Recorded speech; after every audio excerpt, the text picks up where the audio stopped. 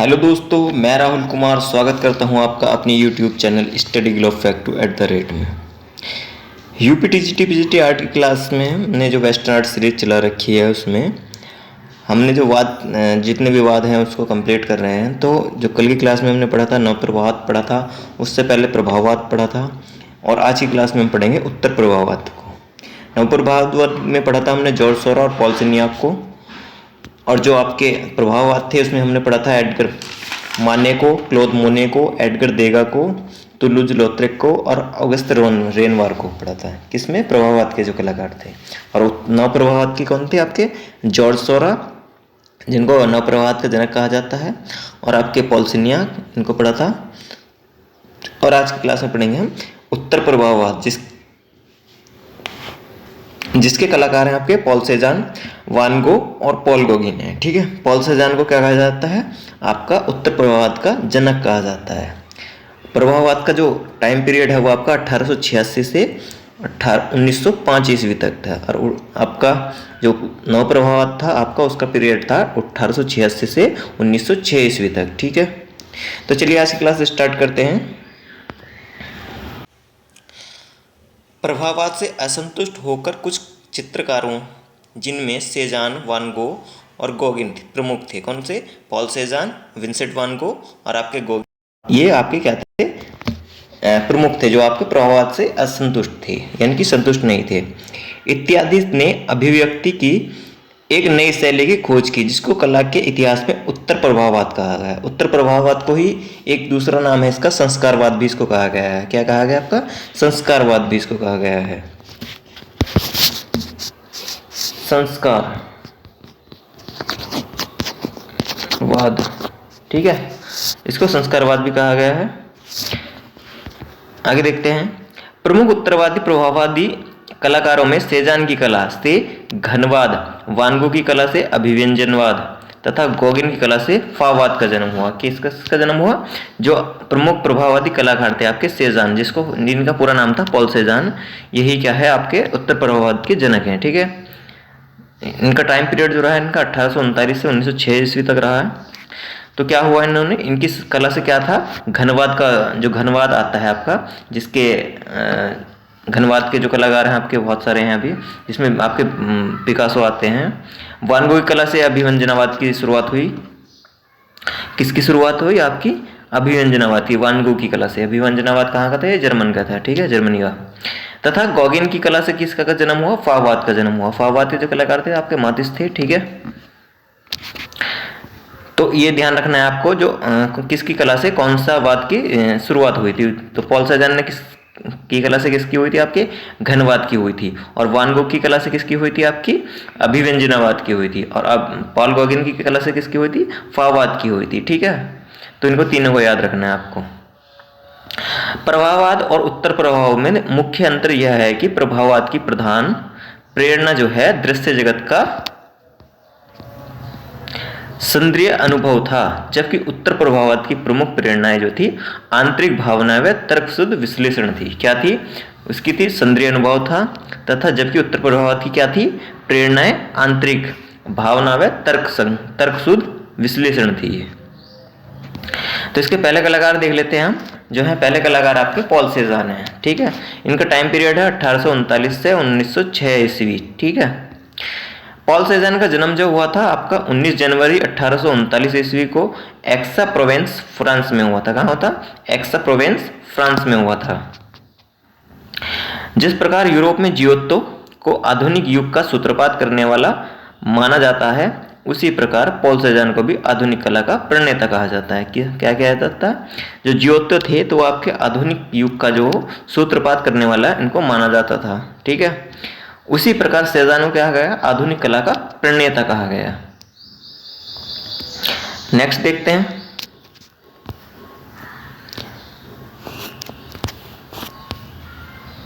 सेजान ने आधुनिक कला की नींव रखी और घनवाद का प्रणयन किया। क्या किया? सेजान ने क्या की? आधुनिक कला की नींव रखी और घनवाद का प्रणयन किया। ठीक है, घनवाद की शुरुआत किसने की? उनके कला से हुई थी, जब इन्होंने आधुनिक कला की नींव रखी थी।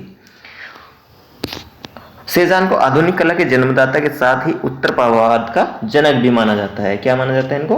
जो उत्तर प्रभाववाद है आपका, तो इनका जनक माना जाता है इनको।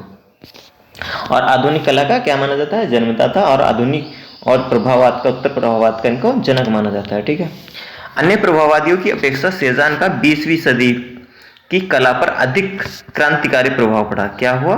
20वीं शताब्दी में कला पर अधिक क्रांतिकारी प्रभाव पड़ा इनका। सेजान की चित्रित वस्तुओं व मानवाकृतियों में ज्यामितियाँ होती थी, होते हुए भी वे स्वाभाविक दिखाई देती हैं। क्या है? जो आपके पॉल सेजान है, उनकी चित्रित वस्तुओं में क्या दिखाई देती है? मानवाकृतियों में ज्यामितियाँ दिखाई देती है, होते हुए वे स्वाभाविक दिखाई देती हैं। यानी कि ज्यामितियाँ होते हुए भी वो क्या दिखाई देती हैं? आपकी स्वाभाविक दिखाई देती हैं। वे सोरा की चित्रित आकृतियों के समान कठपुतलियों जैसे कृत्रिम प्रतीत होती हैं। जॉर्ज सोरा की चित्रित आकृतियों के समान क्या होती है? आपकी कठपुतलियों जैसी कृत्रिम प्रतीत होती हैं। ये कृत्रिम आपकी आर्टिफिशियल जैसी है। ठीक है। रेनोवा के प्रोत्साहन से सेजान ने सर्वप्रथम 1874 ईस्वी की प्रभाववादी प्रदर्शनी में अपने चित्र प्रदर्शित किए। इसी प्रदर्शनी में एक समीक्षक ने उसकी पिस्तौल चित्रकार नामक नाम देकर निंदा की। क्या थी? एक समीक्षक ने उसकी पिस्तौल चित्रकार, पिस्तौल एक इनका चित्र था, तो नाम देकर इसकी निंदा की है। उसने एडवर्ड माने को ओलंपिया की प्रतिकृतियाँ, ओलंपिया किसकी कृति थी? ये एक वेश्या की कृति थी, जो क्या थी? लेटी हुई वेश्या की कृति थी, ओलंपिया। ठीक है। एडगर माने की है ये, जो कौन थे? प्रभाववाद के कलाकार थे। कि स्वरूप प्रतिक्रिया स्वरूप वर्ष 1874 ईस्वी में आधुनिक ओलंपिया, मॉडर्न ओलंपिया का चित्र बनाया। किसका? इनकी प्रतिक्रिया किसमें की? जो आप एडवर्ड माने की जो ओलंपिया कृति थी, तो इनकी क्या बनाई? इन्होंने कॉपी बनाई, ओलंपिया मॉडर्न ओलंपिया का चित्र बनाया। किस पर बनाया है? कैनवास पर तैल रंगों से निर्मित। यह चित्र कहाँ रखा हुआ है आपका? म्यूसिया द ओर्साई, पेरिस में रखा हुआ है आपका। नेक्स्ट देख लेते हैं। 1894 ईस्वी से 1895 ईस्वी के बीच उसने अपना चित्र जो है इनका ताश खेलने वाले, जिसको कहा गया द कार्ड प्लेयर्स, बनाया। जो कब बनाया था? ये तैल रंग में ये निर्मित है। और ये वर्तमान में कहाँ है आपका? म्यूसिया द ओर्साई, पेरिस में सुरक्षित है आपका। ये जो द कार्ड प्लेयर है, इनका बहुत ही प्रसिद्ध चित्र है। किनका? पॉल सेजान का। वर्ष 2011 में एक नीलामी के दौरान इस चित्र को $205 मिलियन देकर कतर के शाही परिवार ने खरीदा था। किसने खरीदा था? कतर के शाही परिवार ने खरीदा था। उस समय बिकने वाला यह दुनिया का तीसरा सबसे महंगा चित्र था। कौन सा था आपका? तीसरा सबसे महंगा चित्र था। और जो सबसे अभी तक की सबसे महंगी पेंटिंग है, वो आपकी लियोनार्डो दा विंची की है, सल्वाटर मुंडी, जिसको $450 मिलियन में बेचा गया था 2017 की नीलामी में। ठीक है। ये है आपका द कार्ड्स प्लेयर्स, ताश के, ये है चित्र। ठीक है इनका। सेजान का एक और महत्वपूर्ण चित्र है, कौन सा है वो? 98 से 1905 ईस्वी के मध्य का स्नानमग्न युवतियाँ। कौन सा? स्नानमग्न युवतियाँ, या द ग्रेट बाथर्स इंग्लिश में इसका नाम है। ये भी बहुत बार पूछा गया प्रश्न है। स्नानमग्न युवतियाँ कौन किसकी कृति हैं? तो ये आपकी पॉल सेजान की है। पॉल सेजान किसके हैं? उत्तर प्रभाववाद के जनक हैं और आधुनिक कला के पिता हैं। ठीक है, आधुनिक काल के। इस चित्र को कैनवास पर तैल विधि द्वारा 210.5 सेंटीमीटर इंटू 250.5 सेंटीमीटर, या कहें तो 82 सही 7/8 इंच और 98 सही 1/4 इंच माप में इसको बनाया गया था। वर्तमान में यह चित्र फिलाडेल्फिया म्यूजियम यूएसए में संग्रहित है आपकी। कौन सा? स्नानमग्न युवतियाँ, जिसको द ग्रेट बाथर्स कहा गया है। सेजान के कुछ प्रसिद्ध चित्र देख लेते हैं, तो वो है आपके वेल्यू। इनके जो प्रसिद्ध चित्र हैं वो देख लेते हैं। तो वेल्यू का मॉन्ट सेंट विक्टोरिया, काली घड़ी जिसको ब्लैक क्लॉक कहा जाता है, चाचा डोमिनिक, फांसी दिए गए व्यक्ति का मकान, बीड़ी सिगरेट पीने वाला, द स्मोकिंग पाइप, स्नानमग्न युवतियाँ। क्या है ये, इनकी प्रमुख जो थी चित्र थे इनके।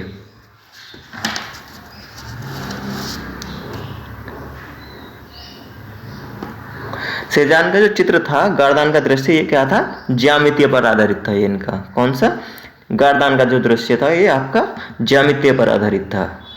तो कौन कौन से हो गए इनके चित्र, काली घड़ी, स्नानमग्न युवतियां, ताश खेलने वाले, चाचा डोमिनिक, पिता के व्यक्ति चित्र, और आपका गारदान का चित्र, और आपका फांसी दी गई व्यक्ति का मकान, और लाल जैकेट पहने हुए लड़का। ये किसके चित्र हैं, आपके पॉल सेजान के चित्र हैं।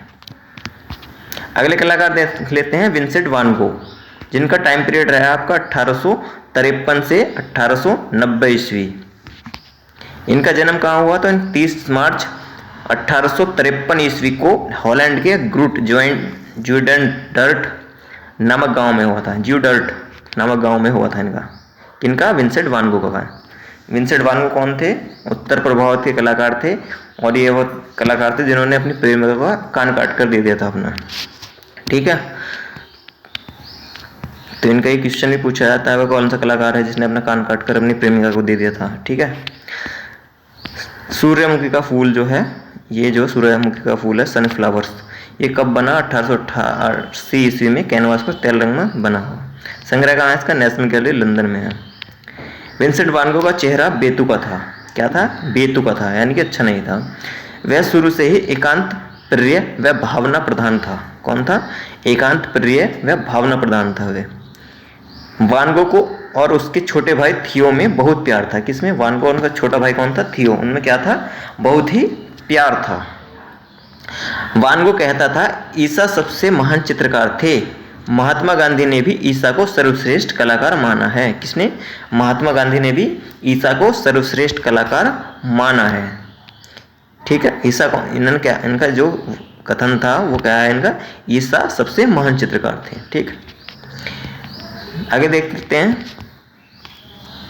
वान गो के आरंभिक काल 1880 से 1886 को डच काल कहा जाता है। क्या कहा जाता है, इनके टाइम पीरियड को 1880 और 86 के बीच का काल जो था डच काल कहा जाता था। इस काल का उसका प्रसिद्ध चित्र था आलू बक्सी, जिसको कहते थे पोटैटो ईटर्स, आलू खाने वाले लोग। ठीक, ये बहुत बार पूछा जाता है कि पोटैटो ईटर्स पूछ लेता है या आपका आलू बक्सी, ये चित्र किसका है या कौन से वाद से संबंधित है। तो आपका कौन से वाद से संबंधित है, आपके उत्तर प्रभाववाद से संबंधित है, और आप किसने बनाया था, आपका विंसेंट वान गो ने बनाया। ठीक, कौन सा, आलू बक्सी, आलू खाने वाले लोग या पोटैटो ईटर्स। ठीक है, आप या तो इंग्लिश में पूछ लेता है या आपका हिंदी में पूछ लेता है। तो ये हर एग्जाम में पूछा जाता है, आपका पीजीटी में भी, टीजीटी में भी, आपके नेट जेआरएफ में भी। ठीक है, तो इसको अच्छे से याद रखना है। जिसे उसने 1885 ईस्वी में बनाया था। कब बनाया था, 1885 ईस्वी में बनाया था। इस चित्र में डच कला के समान गहरे भूरे व हरे रंगों का प्रयोग किया गया था। क्या किया गया था, इसमें भूरे व हरे रंगों का प्रयोग किया गया था। इसमें 5 निर्धन लोगों को दीपक के प्रकाश में हाथ डालकर आलू खाते चित्रित किया गया है। क्या किया गया है, दीपक के प्रकाश में हाथ डालकर आलू खाते हुए चित्रित किया गया है निर्धन लोगों को, यानी जो गरीब लोग थे। और किस पर बनाया गया है, तो कैनवास पर तेल रंगों द्वारा अंकित यह चित्र वर्तमान में वान गोग म्यूजियम एम्स्टर्डम नीदरलैंड में है। आपका कहाँ पर है, आपका वान गोग म्यूजियम एम्स्टर्डम नीदरलैंड में सुरक्षित है आपका। नेक्स्ट देख लेते हैं। उसका चित्र, प्रसिद्ध चित्र है तारो भरी रात, द स्टारी नाइट। ये भी बहुत बार पूछा गया है, तारो भरी रात या द स्टारी नाइट। तो किसका चित्र है आपका, ये आपका है विंसेंट वान गो का। और कौन से वाद से संबंधित हैं, तो आपके उत्तर प्रभाववाद से संबंधित हैं। वर्ष 1889 ईस्वी का है ये, और कैनवास पर तेल रंगों में बनाया गया है।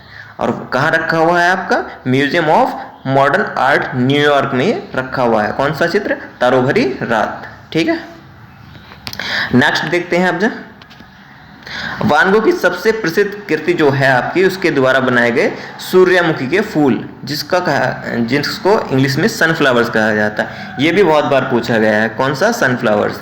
और आपका सनराइज इंप्रेशंस किसका है, क्लोद मोने का है। और सनफ्लावर किसका है, आपका ये विंसेंट वान गो का है। जो आपका सन इंप्रेशंस है, जो सूर्यदेव का प्रभाव है, उसके ऊपर ही आपका प्रभाववाद का नाम पड़ा था। जो किसने बनाया था, क्लोद मोने ने बनाया था। और सूर्यमुखी का फूल किसने बनाया है, आपका विंसेंट वान गो ने बनाया है, जिसका उसने कई संस्करण तैयार किए थे। उसके द्वारा 1888 ईस्वी में बनाया गया चौथे संस्करण का सूर्यमुखी का फूल वर्तमान में नेशनल गैलरी लंदन में सुरक्षित है आपका। कहाँ पर सुरक्षित है आपका? ये चौथे संस्करण का सूर्यमुखी का फूल आपका लंदन में सुरक्षित है। पीले रंग में चित्रित उसके सूर्यमुखी के फूलों में पारलौकिक, तेज व सत्पावित्र्य थे। क्या थे? इसमें सूर्यमुखी के फूलों में पारलौकिक, तेज व पावित्र्य हैं। वान गो कहते हैं, स्वयं कहते हैं, मेरे सूर्यमुखी के फूलों पर गिरजाघर के कांच के चित्रों का प्रभाव है। जो गिरजाघर थे कहाँ के? मेरे सूर्यमुखी के फूलों पर गिरजाघरों के कांच के चित्र का प्रभाव है। जो आपकी क्रेटन माइसिनियन थी आपकी, वहाँ के जो गिरजाघर थे उसमें जो कांच का प्रयोग किया गया था, तो उन चित्रों का क्या है, इसमें प्रभाव है। ये है आपका सनफ्लावर्स, सूरजमुखी का फूल, ये चित्र है, ठीक है, जो इनके द्वारा बनाया गया है। वान गो ने डॉक्टर गैजेट के व्यक्ति चित्र बनाए। किसके बनाए? डॉक्टर गैजेट के चित्र बनाए। पोर्ट्रेट ऑफ डॉक्टर गैजेट के 2 संस्करण थे। कैनवास पर तेल रंगों द्वारा तैयार किया गया पहला संस्करण, एक प्राइवेट कलेक्शन में, तथा दूसरा संस्करण जो है म्यूसिदा ओर्साई पेरिस में सुरक्षित है इनका। नेक्स्ट देख लेते हैं। जीवन के अंतिम क्षणों में उसे पागलपन का दौरा आने लगा था। एक बार वह अपना कान ब्लेड से काटकर और उसे कागज में लपेटकर अपनी प्रेमिका को भेंट स्वरूप दे दिया था। क्या दे दिया था इन्होंने? यह क्वेश्चन आता है कि वह कौन सा कलाकार था जिसने अपना कान काटकर अपनी प्रेमिका को दे दिया था। तो वो थे आपके विंसेंट वान गो। जो इनका कहीं कहीं आपको वान गो मिलेगा और पूरा नाम है इनका विंसेंट वान गो, ठीक है। तो ये क्वेश्चन बहुत जगह पूछा गया आपका, हर एग्जाम में आता है। और किस बात से संबंधित थे आपके? तो आपके ये उत्तर प्रभाववाद से संबंधित थे। जब इनको पागलपन का दौरा हो गया था तो इन्होंने क्या कहा था? कान अपना ब्लेड से काटकर उसे कागज में लपेटकर क्या किया? अपनी प्रेमिका को भेंट स्वरूप दे दिया था इन्होंने। नेक्स्ट देख लेते हैं। 27 जुलाई 1890 को अपनी विक्षिप्तता के दौर में खेतों से गुजरते हुए उसने स्वयं को गोली मार ली थी। क्या कर ली थी? इन्होंने आत्महत्या कर ली थी गोली मारकर। कब? 27 जुलाई 1890 को खेतों से गुजरते हुए उसने स्वयं को गोली मार ली थी। अपनी ही गोली से घायल होने के बावजूद वह कस्बे से कैफे तक वापस आ गया था, लेकिन उसके कलाकार मित्र डॉक्टर गैजेट के प्रयत्नों के बावजूद उसे बचाया नहीं जा सका। 29 जुलाई 1890 ईस्वी को 37 वर्ष की आयु में इसकी मृत्यु हो गई थी। आगे देख लेते हैं। 6 माह बाद उसके भाई जो थे थियो का भी देहावसान हो गया था। दोनों भाइयों के शव अवर्स-सुर-लुओइस पेरिस के आसपास दफनाए गए और दफन भूमि के चारों ओर वान गो के प्रिय सूर्यमुखी के फूल लगाए गए थे। इनकी जो दफन भूमि थी तो क्या कहा वहाँ क्या किया गया? सूर्यमुखी के फूल लगाए गए। वान गो की कला के विषय क्या थे? तो खान या मजदूरों के कष्टमय जीवन, अनाथालय, गरीब बस्तियों एवं रास्तों के दृश्य आदि ये क्या थे? इनके विषय रहे थे, जिनसे संबंधित इन्होंने अपने जीवन में चित्र बनाए थे, जिसे उसने भूरे, काले एवं गहरे रंगों से बनाया गया था। किन रंगों से? भूरे और काले रंगों से एवं गहरे रंगों से बनाया था, जो मानवतावादी हैं। नेक्स्ट देख लेते हैं। रंगों के अलावा वान गो ने कोयले या क्रेयान से भी रेखांकन किया था। तो ये भी क्वेश्चन बहुत बार आता है कि कोयले या क्रेयान का रेखांकन किसने किया है? तो आपके विंसेंट वान गो ने किया है। आपका या तो कोयला पूछ लगा है या क्रेयान से रेखांकन किसने किया है? तो आपके विंसेंट वान गो ने किया है। ये भी क्वेश्चन बहुत बार पूछा गया है आपका, ठीक। नेक्स्ट देख लेते हैं। 20 साल की अवधि में विंसेंट वान गो ने लगभग 700 से अधिक रंगीन चित्र तथा 1000 से अधिक रेखा चित्र बनाए। क्या बनाए इन्होंने? 1000 से अधिक रेखा चित्र बनाए और 700 से अधिक रंगीन चित्र बनाए इन्होंने। किंतु वह जीवन भर में केवल एक दृश्य चित्र, द रेड विनयार्ड 1888, एक व्यक्ति चित्र वह करीब 20 रेखा चित्र ही बेच सका था। क्या था? एक व्यक्ति चित्र बेचा इन्होंने और 20 रेखा चित्र भी ये क्या अपने जीवन में बेच सके थे, जिससे उसको कुल लगभग 500 रुपए की प्राप्ति हुई थी। कितने रुपए की? कुल 500 रुपए की प्राप्ति इनको हुई थी। नेक्स्ट देख लेते हैं। वान गो की मृत्यु के 20 साल बाद उसका चित्र सूर्यमुखी का फूल लगभग 30 लाख रुपए में बिका था। कब बिका इनका? विंसेंट 20 साल बाद जो इनकी सूरजमुखी का फूल था वो कितने रुपए में बिका? 30 लाख रुपए में बिका। अब देखिए 30 लाख रुपए में कब बिका? जब इनकी मृत्यु के बाद बिका। और जीवत्य जी क्या हुआ? इनके कुल 20 चित्र ही रेखा चित्र बिके और एक व्यक्ति चित्र बिका। और कितने रुपए की प्राप्ति हुई? कुल 500 रुपए की। और मरने के बाद देखिए आप कितने 30 लाख रुपए में वो चित्र बिका।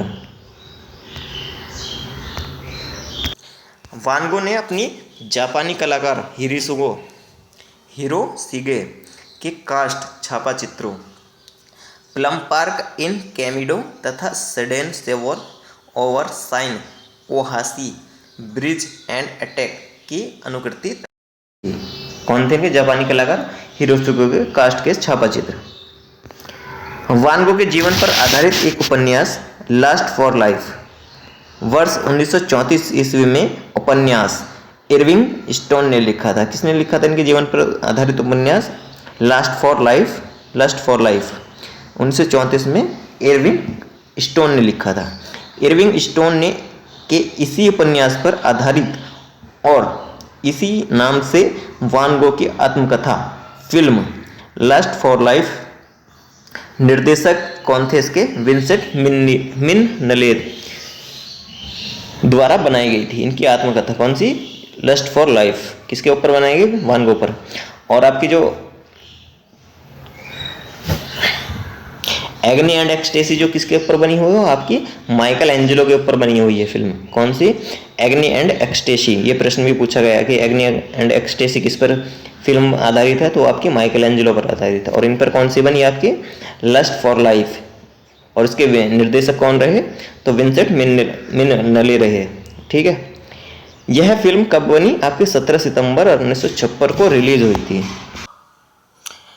यह जो फिल्म थी इसके अभिनेता जो थे कौन थे? किर्क डगलस थे। और ये कब वान गो की भूमिका थी। और ये कब फिल्म आई? आपकी 17 सितंबर 1956 को रिलीज हुई थी। नेक्स्ट देखते हैं। 2018 में विंसेंट वान गो की बायोपिक एटर्निटीज गेट आई थी, जिसमें विंसेंट का किरदार एक्टर विलियम डेफोय ने निभाया था। 2018 में आई थी। पहली कौन सी आई? 1956 में। और दूसरी कब आई? आपकी 2018 में। ठीक है। नेक्स्ट देख लेते हैं। वान गो के जो प्रसिद्ध चित्र हैं वो देख लेते हैं कौन कौन से हैं।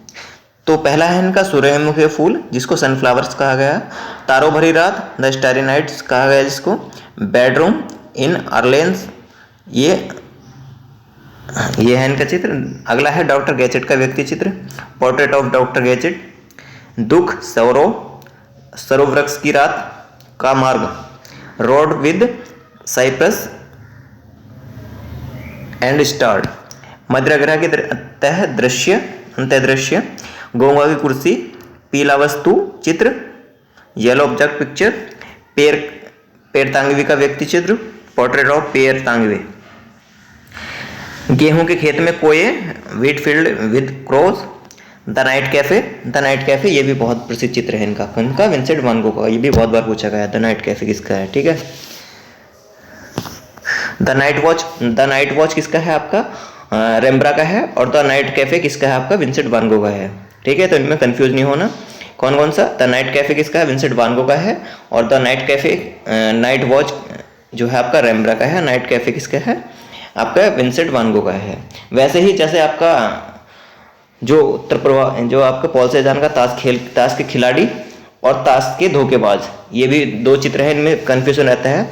जो ताश के खिलाड़ी है वो आपका है पॉल सेजान का, और ताश के धोखेबाज है आपका कैरावेज्जो का चित्र है ये जी। ठीक। जो किसके थे? बरोक शैली के कलाकार थे। कौन? कैरावेज्जो। किसका चित्र था? इनका चित्र था ताश के धोखेबाज। और ताश के खिलाड़ी किसका है? आपका पॉल सेजान का है, जिसको द कार्ड प्लेयर्स कहा गया है। और जो ताश के धोखेबाज थे उसको कहा गया है ताश के धोखेबाज द कार्ड शेपर्ड कहा गया है। ठीक है। तो इनमें कंफ्यूज नहीं होना। नाइट वॉच रेम्ब्रा की है और नाइट कैफे आपकी विंसेंट वान गो की है। ठीक है। आगे देख लेते हैं। पॉल गॉगिन जो है इनका टाइम पीरियड है 1848 से 1903 ईस्वी। पेंटिंग, मूर्तिकला, सिरेमिक्स व उत्कीर्ण आदि सभी में कुशलता प्राप्त पॉल गॉगिन का जन्म हुआ था 7 जून 1848 ईस्वी को पेरिस के फ्रांस में हुआ था। पेरिस फ्रांस में हुआ था। पेरिस जो आपका फ्रांस में पड़ता है। आगे देख लेते हैं, ये है चित्र कौन सा, हम कहाँ से कहाँ आते हैं, हम कहाँ से आते हैं, हम कहाँ हैं, हम कहाँ जा रहे हैं। Where do we come from, what are we, where are we going, ये है इसका टाइटल। कौन सा, पॉल गॉगिन का ये चित्र है।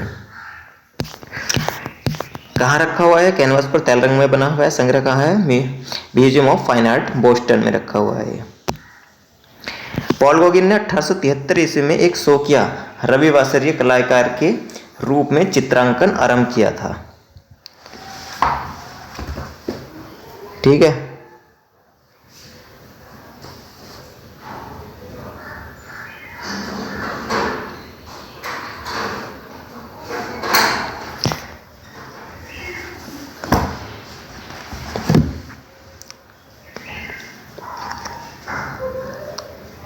पॉल गॉगिन ने 1873 ईस्वी में शौकिया रविवासरीय कलाकार के रूप में क्या किया था, चित्रांकन आरंभ किया। गॉगिन का प्रथम मित्र जो थे आपके शिक्षक पिसारो थे। कौन थे, मित्र तथा शिक्षक कौन थे, पिसारो थे। वह दक्षिण भारत में अर्ले नामक स्थान पर अपने मित्र विंसेंट वान गो के साथ कुछ दिन रहा, किंतु परस्पर विरोधी स्वरूप होने के कारण यह मित्रता बीच में ही टूट गई। क्या हो गया, इनमें विरोधी स्वभाव हुआ और इनकी मित्रता टूट गई। किसकी, आपके विंसेंट वान गो की और आपके पॉल गॉगिन की। नेक्स्ट देख लेते हैं। 1885 ईस्वी में फ्रांस में एक दूसरा कला आंदोलन आरंभ हुआ जिसे कहा गया प्रतीकवाद कहा गया है। सन 1886 ईस्वी में फ्रांस में पॉल गॉगिन के आगमन से कला में एक नया मोड़ आया। क्या आया, एक नया मोड़ आया। पॉल गॉगिन ने क्या किया था, प्रभाववादी शैली के माध्यम से प्रथम बार प्रतीक आकृतियों की रचना की थी। किसकी, प्रतीक आकृतियों की। इस कारण गॉगिन को क्या कहा था, प्रतीकवाद का जनक कहा जाता है। किसका, प्रतीकवाद का। जो आपके पॉल सेजान है उनको किसका जनक कहा जाता है, घनवाद का। और आपके पॉल गॉगिन जो है वो विंसेंट वान गो, उनको कहा जाता है अभिव्यंजनावाद का, और इनको कहा जाता है प्रतीकवाद का। ठीक है, इनको याद रखना है। पॉल गॉगिन मुख्य रूप से अफ्रीका की जनजातीय कला से प्रभावित थे। किससे, अफ्रीका की जनजातीय कला से प्रभावित थे। और जो भारत में पॉल गॉगिन से कौन प्रभावित थी, तो आपकी अमृता शेरगिल प्रभावित थी, जिन्होंने पाश्चात्य कलाकृति में काम किया है। तो एक क्वेश्चन बहुत आता है आपके, जो कि वह भारतीय कलाकार कौन थे जो पॉल गॉगिन से प्रभावित थी, या इस तरह थे कि अमृता शेरगिल किससे प्रभावित थी, किस पाश्चात्य कलाकार से प्रभावित थी। तो आपकी जो थे वो पॉल गॉगिन से प्रभावित थी। ठीक है, नेक्स्ट देख लेते हैं। उसने अपनी कला में अलंकारिता एवं प्रतीकता को प्रमुखता दी। ये विशेषता उसके अनुयायियों में पूर्ण रूप से प्रतिध्वनित हुई, जिन्हें नबी कहा जाता था। नबी हिब्रू भाषा का शब्द है जिसका अर्थ है धर्मदूत अथवा पैगंबर है। हिब्रू भाषा का अर्थ है, ये शब्द है कौन सा, नबी, जिसका अर्थ है आपका धर्मदूत अथवा पैगंबर। गॉगिन का परिचय भी कुछ नबी कलाकारों से था, जिसमें पियरे बोनार प्रमुख था। आगे चलकर गॉगिन की कला से ही फ्रांस में फाववाद का जन्म हुआ। किसका, फाववाद का जन्म हुआ। और प्रतीकवाद का भी इनको जनक कहा जाता है। और घनवाद का किससे हुआ था, आपका पॉल सेजान से हुआ था। अभिव्यंजनावाद का जन्म किससे हुआ था, आपका विंसेंट वान गो से हुआ। और इसका फाववाद का हुआ आपका पॉल सेजान, ये आपके पॉल गॉगिन से। ठीक है, 1895 ईस्वी में गॉगिन ताहिती द्वीप पहुंचा, जहां उसने ताहिती द्वीप के अनेक चित्र बनाए। इसमें से 3 ताहितीवासी 1899 ईस्वी कैनवास पर तैल रंग में बनाया। संग्रह है इसका Scottish national gallery of modern art Edinburgh में प्रसिद्ध चित्र है। ये बहुत बार पूछा गया है, ताहिती द्वीप किसका चित्र है, तो आपका पॉल गॉगिन का चित्र है। आपका ताहिती द्वीप आ जाए, ताहिती वासी आ जाए, ये आपके किसके चित्र हैं, आपके पॉल गॉगिन के चित्र हैं। ये बहुत बार पूछा जाता है, हर एग्जाम में पूछा जाता है। वर्ष 1899 ईस्वी में पॉल गॉगिन ने मैटरनिटी, जिसको कहा गया है 3 women on the shore maternity, ये भी बहुत बार पूछा गया है। ठीक है, कैनवास पर तैल रंगों से चित्रित किया गया है, जो वर्तमान में रूस के हर्मिटेज सेंट पीटर्सबर्ग में सुरक्षित है। कहाँ है आपके, रूस के हर्मिटेज सेंट पीटर्सबर्ग में सुरक्षित है आपका। नेक्स्ट देख लेते हैं। पेरिस में निराश अवस्था में 1897 से 1899 ईस्वी में बड़े परिश्रम से उसने अपना एक अन्य प्रसिद्ध चित्र हम कहाँ से आते हैं, हम कहाँ क्या है, हम कहाँ जा रहे हैं, क्या है इनका टाइटल, हम कहाँ से आते हैं, हम क्या हैं, हम कहाँ जा रहे हैं, where do we come from, what are you are we, where are we going. ठीक है, क्या हुआ, where do we come from, हम कहाँ से आते हैं, व्हाट आर वी, हम क्या हैं, और अगला है वेयर आर वी गोइंग, हम कहाँ जा रहे हैं। ठीक है, कहाँ बनाया, इन्होंने बनाया चित्र कैनवास पर तैल माध्यम में। यह प्रसिद्ध चित्र वर्तमान में museum of fine art Boston USA में सुरक्षित है आपका ये।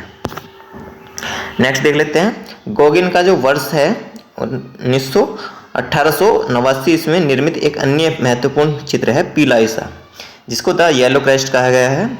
यह चित्र तैल माध्यम में बना है। वर्तमान में कहाँ है आपका, Albright Knox art gallery New York USA में सुरक्षित है आपका ये। पॉल गॉगिन द्वारा 1894 ईस्वी में ओवेरी 75 इंटू 19 इंटू 27 सेंटीमीटर शीर्षक से एक सेरेमिक मूर्ति, जिसको पार्शियली ग्लेज्ड स्टोन वर्ल का निर्माण किया गया था। ताहिती पौराणिक कथाओं में ओविरी शौक की देवी थी। कौन थी, ताहिती जो थी ये पौराणिक कथाओं में क्या थी, ओविरी शौक की देवी थी ये। ओवेरी को जब 1906 के सैलोन डी ऑटोमैन की प्रदर्शनी में प्रदर्शित किया गया तो इसे देखकर पिकासो का क्या हुए थे, काफ़ी प्रभावित हुए थे। इसको किसको, सैलोन डी ऑटोमैन की प्रदर्शनी में, किसको, कौन सा चित्र, ओवेरी को। इसी फलस्वरूप उसने अविन्यो की स्त्री, अविन्यो की स्त्री कौन सा है, पिकासो की पेंटिंग है ये, अविन्यो की स्त्री के नामक प्रसिद्ध चित्र बनाया था। किस पर, ओवेरी मूर्ति वर्तमान में म्यूजियम द ओर्साई पेरिस में सुरक्षित है। इससे प्रभावित होकर से ओवेरी जो मूर्ति थी। पॉल गॉगिन के कुछ प्रसिद्ध चित्र हैं आपके, हम कहाँ से आते हैं, हम क्या हैं, हम कहाँ जा रहे हैं, where do we come from,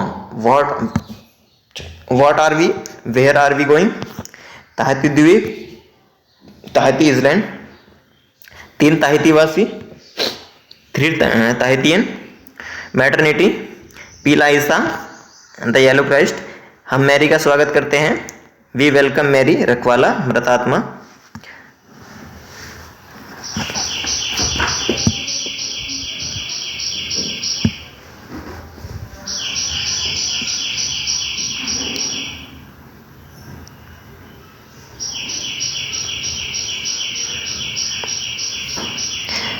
we welcome Mary, रखवाला मृतात्मा, चंद्रमा व पृथ्वी, आम के मंजर के साथ ताहिती महिलाएं, और एक चित्र है इनका वेहन विल यू मैरी, ये भी पॉल गॉगिन का चित्र है, जो आपका $200 मिलियन में बिका था।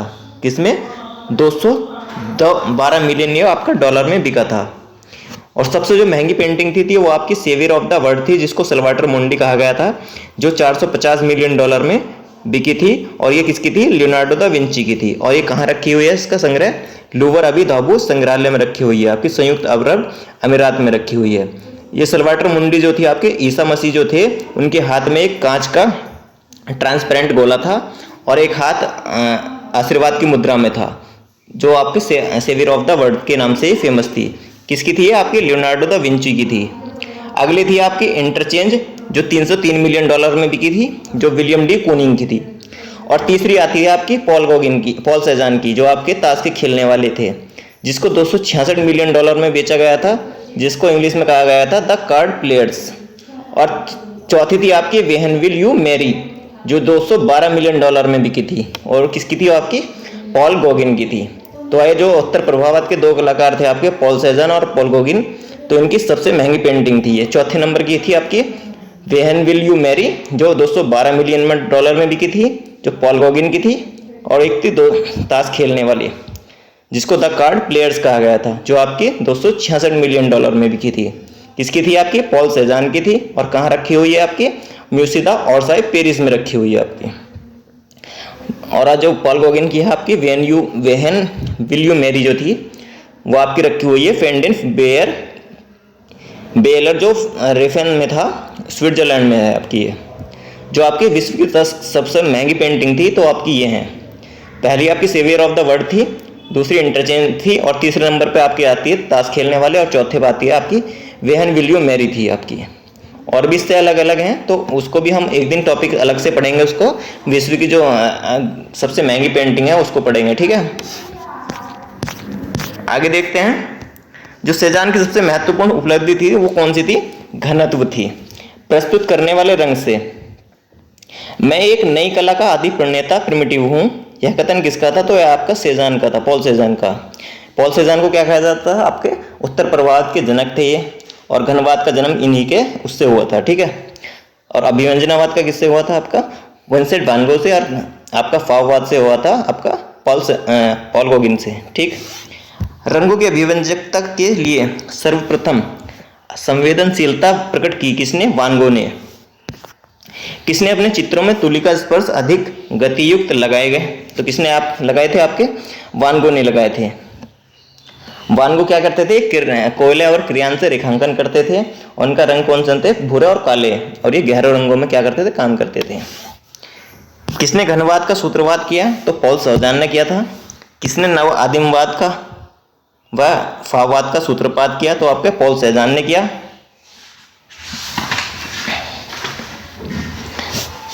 नेक्स्ट देख लेते हैं, किसने अभिव्यंजनावाद का सूत्रपात किया? तो आपका विंसेंट वान गो ने किया। किसकी कला ताहिती द्वीप से विशेष रूप से संबंधित थी? तो आपकी पॉल गॉगिन से संबंधित थी। चक्कर लगाती हुई आतिशबाजी के समान नक्षत्रों के आकाश में किसने अंकित किया? तो आपका वान गो ने किया। प्रतीकवाद का प्रणेता किसे कहा गया? पॉल गॉगिन को कहा, और इनको क्या कहा है? फाववाद का जन्मदाता भी कहा गया।